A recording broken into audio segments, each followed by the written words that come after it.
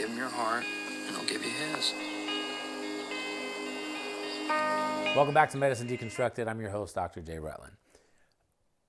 We all have our own lives. We all have what we like to do throughout the day. We all have the people that we hang out with, the animals that might be in our house. And about 2 years ago, we lost our blue heeler. Now, the story behind this is that everybody always comes to my house kind of after going out or after a gathering at a neighbor's house. Everybody always ends up here.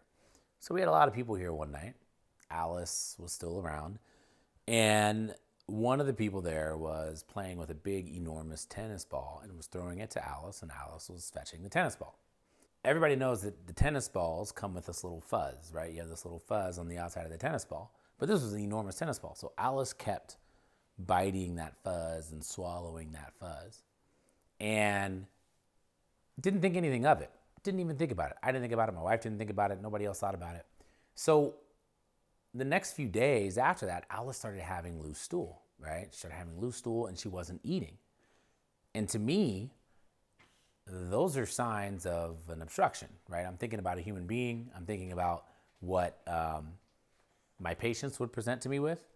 So took Alice to the vet, got some testing done, and it turns out that Alice was severely obstructed. And it was the worst thing like ever, right? Because my dog was about 11 years old, and I had had Alice third year medical schools when I first got her. So she was in Iowa with me and my wife. Then she came to Kansas with us, and then she came to California with us.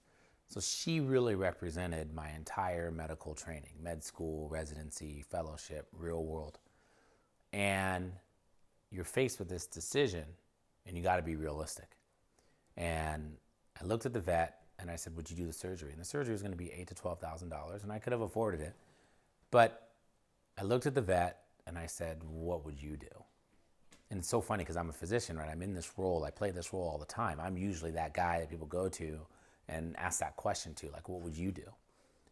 And she said, these dogs live 12 years. She's 11. Expensive surgery. Who knows if the surgery would be extremely successful? Who knows if she would fly through it? I'd probably put her down. So we put her down. And it was like one of the most difficult decisions of my life. The thing about a dog is that you're not going to have a dog your entire life. They're not going to be your best friend for your entire life. But you are their best friend for their entire life. Now you can look at that and you can be sad, or you can look at that and you can be happy. And I think after all the crying, after all the tears that my wife and I shared, that's how we looked at it. She was a great dog. And we have other dogs now that have taken up her space, but they're never going to replace. And I think that's what's important. I just wanted to express this message about life and let you guys know that we all go through things. We all lose our dogs. We all lose our animals. But I think as long as we enjoy the time that they're here, that's the most important. June, come here. Come here. Come here, come here, come here, come here. Come here. This is the new dog. This is June. Boxer, mix. She's a good dog. A little aggressive, but she's a good dog. Anyway, so everybody, meet June.